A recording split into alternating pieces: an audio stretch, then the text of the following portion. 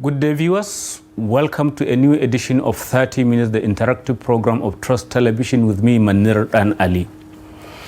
Our guest is a veteran politician who started out in the Second Republic, was the secretary of the then ruling National Party of Nigeria in the old Sokoto state, and in the current republic he contested and won the position of a senator several times, representing Zamfara state, one of the three Senate positions in Zamfara state. I'm talking about Senator Saidu Dansadau. Senator, welcome to the program. Thank you very much indeed. I'm happy to be with you today. I've seen that you are concerned about the way politics is being played out, even though you yourself has kind of withdrawn and is now more of a preacher, given your background in Islamic studies and what have you. Why is it that you are so concerned that you even wrote a letter or an article that is concentrating on the issue of betrayal in politics, probably because of what is unfolding in Kano State now between the sitting governor and the man leading the political movement that brought him to that position, that is Senator Rabi'u Musa Kwankwaso? Thank you very much indeed. You know, why I'm interested and also concerned about this development is because I want Nigeria to be peaceful. I want Nigeria to make progress and develop. I want Nigeria to be out of all these socio-economic and political predicament. And once betrayal of any kind is prevalent in any society, it can hardly make progress. It cannot live in peace, because betrayal of trust is one of the sins against God that God doesn't spare until the day of judgment. He will punish whoever perpetrated here in this world, and then in the hereafter he'll be subjected to worst punishment.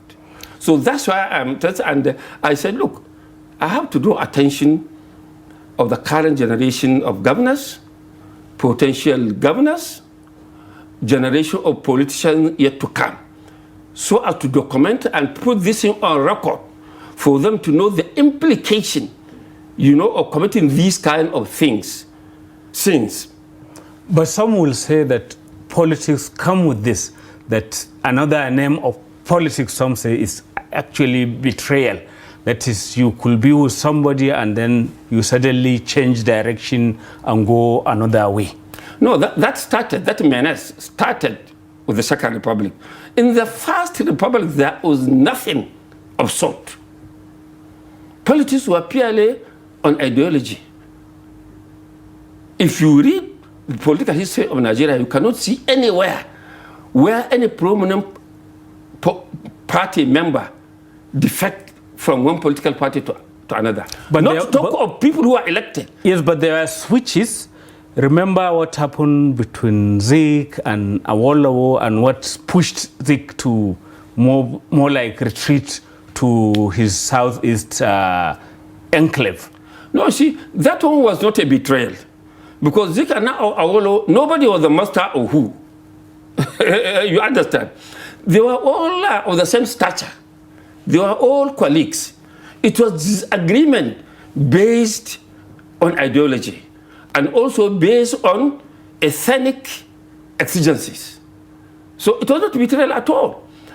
So the ethnic can like sort of blot out even when you kind of betrayed somebody that you are supposed to be working together with. You know, betrayal in the real meaning, in the real sense of the word, is either when somebody helped you or somebody mentored you, either as a businessman or as a political leader or in any aspect, of human life.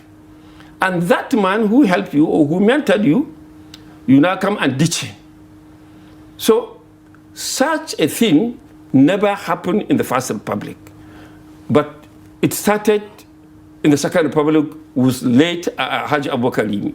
And that is with Aminu Kano's party, the PRP, Yes. that fielded and won the governorship elections in Kano and Kaduna states. Yes. And both governors abandoned the PRP in a way. Yes. You know, don't forget, Malam Aminu Kano was initially part of national movement. Yes, the MPN. You know, the organization that metamorphosed into National Party of Nigeria.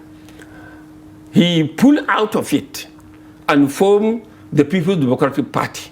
People's Redemption Party. People's Redemption Party. Then he fielded Abubakar Limi and Alhaji Adi Balarabe Musa, and they had kind of some misunderstandings, so to say. So that is exactly what one can call betrayal. Because if Malam Aminu Kano had not formed People's Democratic People's Redemption Party, PRP, probably they would not have become governors. Now they have become governors, now they are strong, they are governors, they have power. They felt they were more powerful, more influential, more popular to the grassroots than Malam Aminu Kano. So they defected, or they revolted, they joined. Abubakar joined MPP. Dr. Nde Azikwe's political party. Yes. And he ran for the election under MPP. Malam Aminu Kano, of blessed memory, fielded Sabo Bakinzo. And during the governorship election, you know, in 1983, Abubakar Limi lost woefully to Sabo Bakinzo. So are you implying now, with the drama going on between Abba Kabir Yusuf, the sitting governor in Kano under NPP, and his political master, if we could call him that, Rabi'u Musa Kwankwaso, could be a repeat of that Second Republic debacle? Not even that could be a repeat, but Nigeria's political history has shown that whoever defects from his party and join another party for whatever reason, he lost second term election. Don't forget, in 2002, though not many people know this, President Olusegun Obasanjo had a meeting with AD governors of the Southwest and pleaded with them for ethnic solidarity and requested them to please support him during presidential election. Because in the first election, Obasanjo's party, the PDP, lost in the whole of the Southwest, where he comes from. In fact, even in his home state, Ogun, he didn't win his ward. Though he told the Southern government that, look, Northerners are mocking me, that I didn't even win my ward. So please, take me out of this Wahala. Make your party people vote me massively for presidential election. Now, because the elections are held on different days. The yes. one for president will be on a different day, then the one of the governors will come second. But in the end, so, they also lost. Except Bola Tinubu. Bola Tinubu told them, look, I'm not comfortable with this. Yes, we should assist him, we should help him.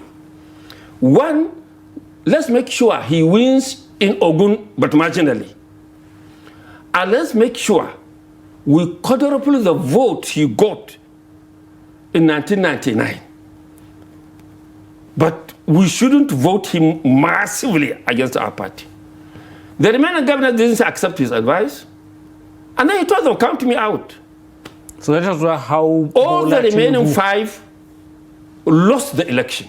Only the present President Bola Ahmed Tinubu won his state. PDP won all the remaining 5. So this is the consequences of political betrayal. Secondly, in 2006, Aliyu Akwaidoma, the former governor of Adamawa, of Nasarawa State, Abdullahi Adamu. Akwaidoma contested against Abdullahi Adamu in 1999 under APP.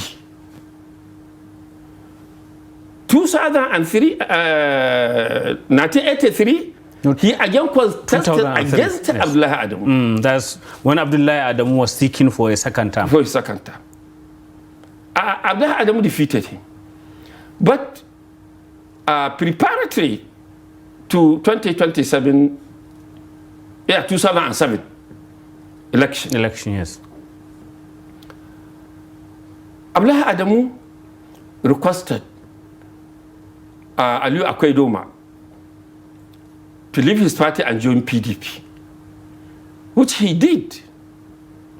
And Abdullahi Adamu bulldozed his way to make sure Abdullahi Akwaidoma wins nomination and also won the governorship election. Yes. It was not up to 1 year. Late Akwaidoma took Abdullahi Adamu to EFCC. They fell apart. Now, when nomination comes, at the nomination level, Al-Makura defeated him. At the nomination level, he was not even able to reach for the governorship election. That's consequences of betrayal. So are you now trying to frighten this powerful governor of Kano State to say, look, this is what has happened. If you don't want to join them, stay where you are? Of course, in fact, not to warn you, I'm preaching to him.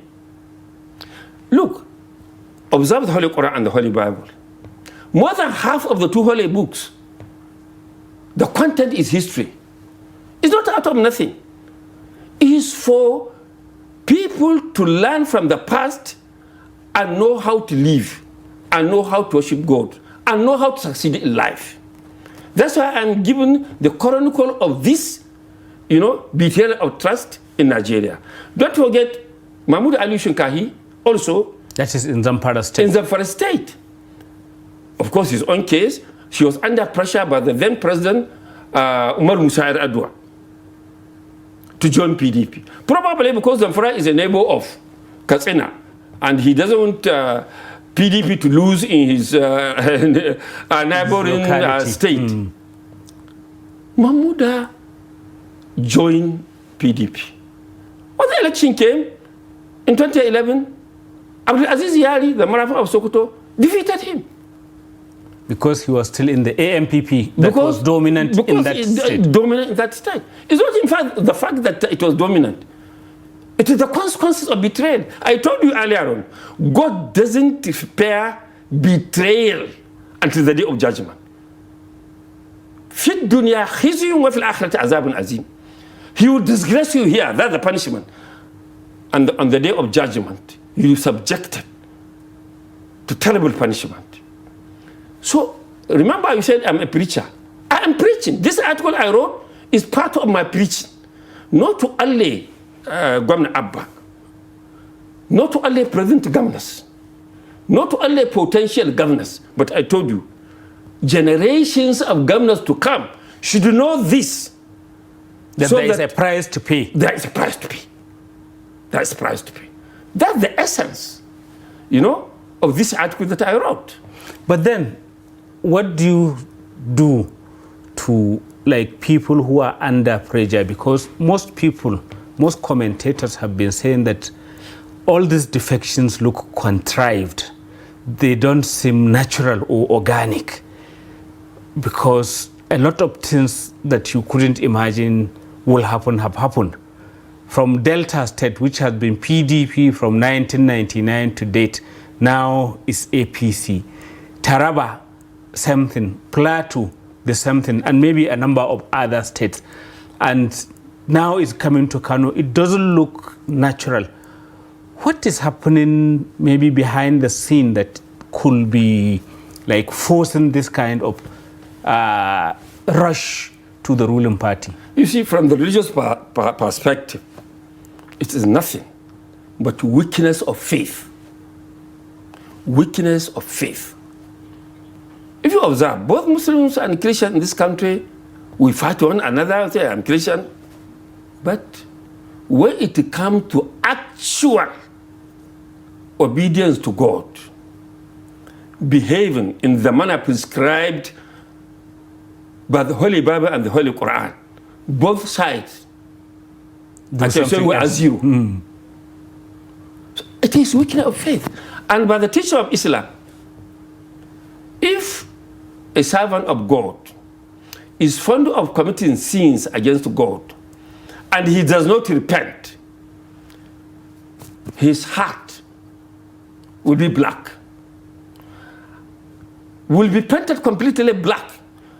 And when your heart is painted black by sin, then whatever is right, you see it wrong. Whatever is wrong, you see it right. Whatever is false, you see it truth. Whatever is truth, you see it false. That's the implication of a Muslim not repenting from time to time. So that's what brings about weakness of faith. I will want us to dwell on it as well after this short break. Viewers, it is 30 Minutes, the interactive program of Trust Television, and our guest today is former Senator Saidu Dansadau.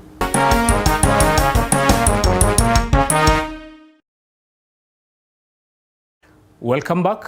It is still 30 Minutes, the interactive program of Trust Television, and our guest today is Senator Saidu Dansadau, a former senator of the Federal Republic, and also currently someone who's devoting a lot of time to preaching at a mosque here in Abuja.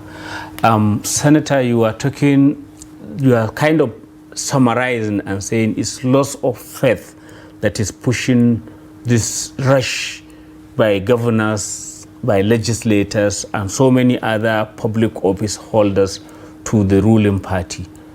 As a politician who has several decades of experience in his pocket, what do you think will be the consequences of this kind of situation when, there's an election coming by next year, and then everybody is going into the ruling party, and we've seen a report who is saying that there's even no automatic ticket after you may have rushed to where you think you are going to get a free meal? Yes, you see, the issue is, like I said, impurity of heart and weakness of faith. Because in spite of the teaching of the Holy Bible and the Holy Quran, that it's only God that gives power, and it is only God that takes away power.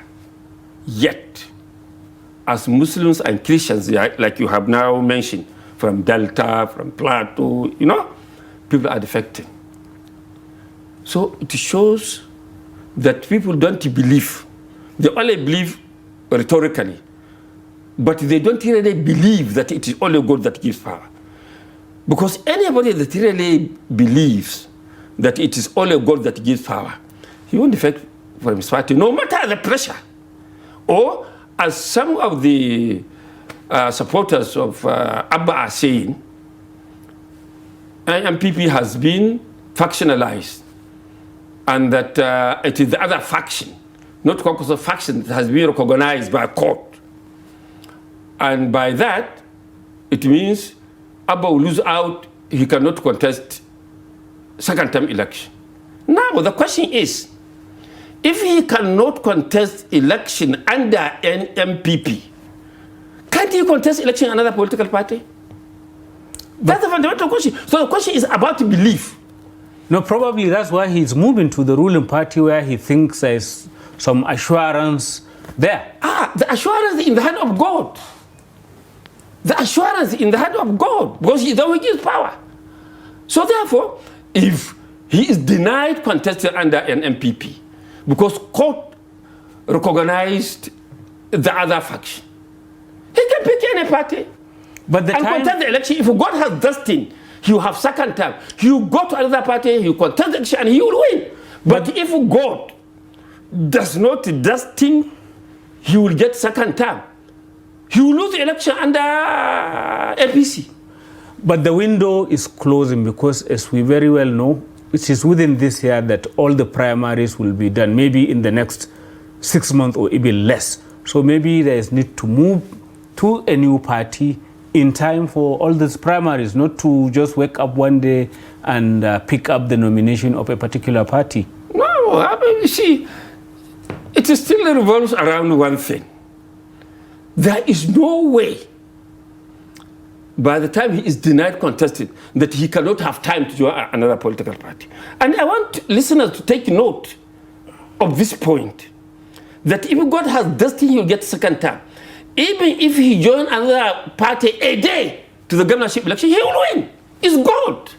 It is lack of this faith in God that make people make these contemplations that it's safer to do this. It's safer to do this.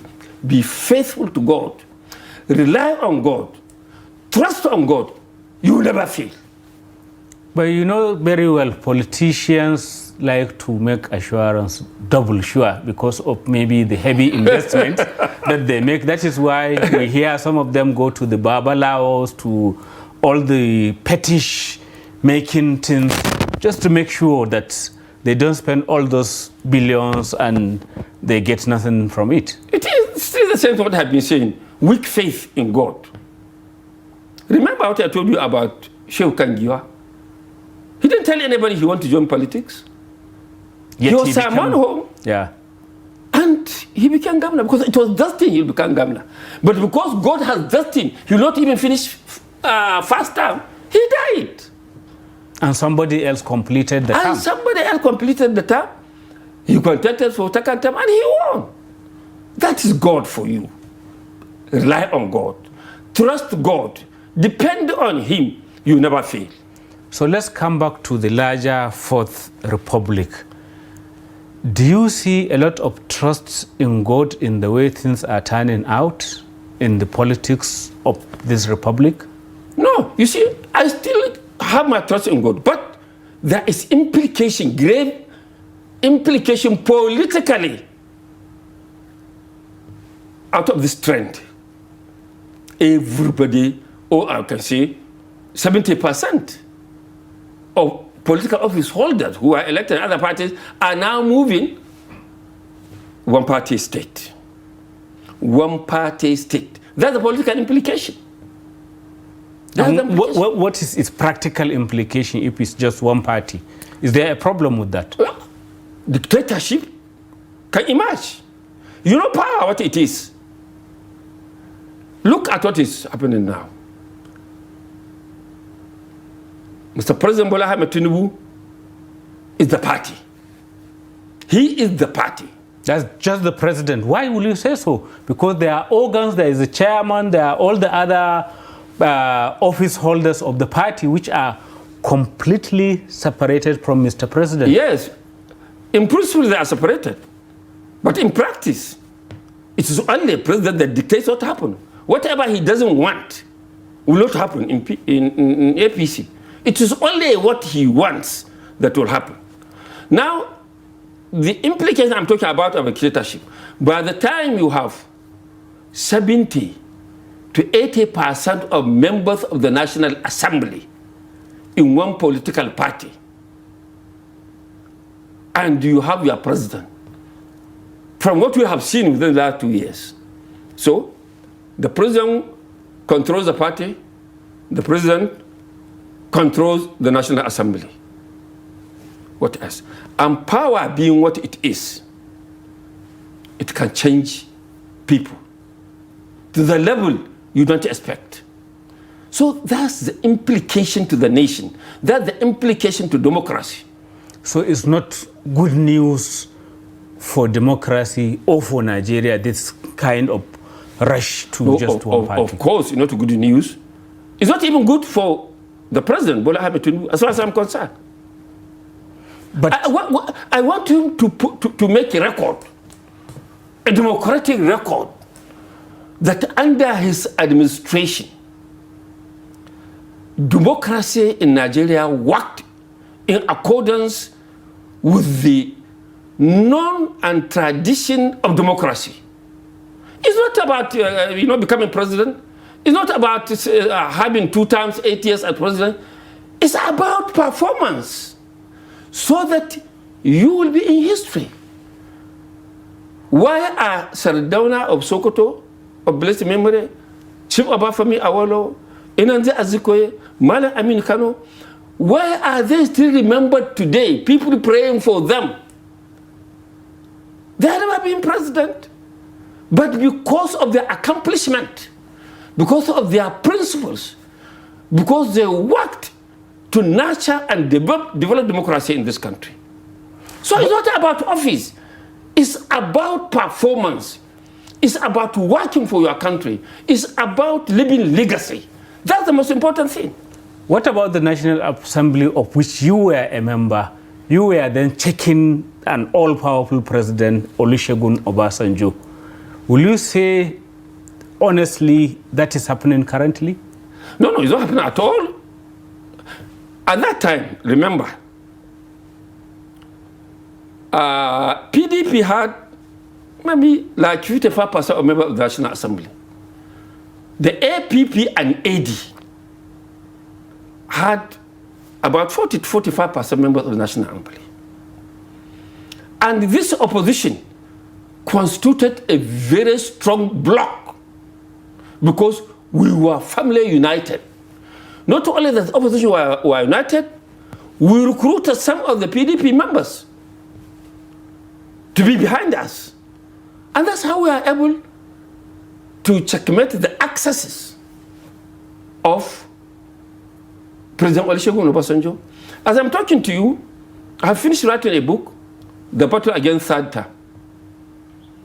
When Nigerians read that book, they'll be amazed. We look forward to that book, but I'm afraid that we've just run out of time. Thank you very much for coming onto the program. Thank you very much indeed. I'm very glad to be with you. Viewers, that's the end of this edition of 30 Minutes. Keep a date with us.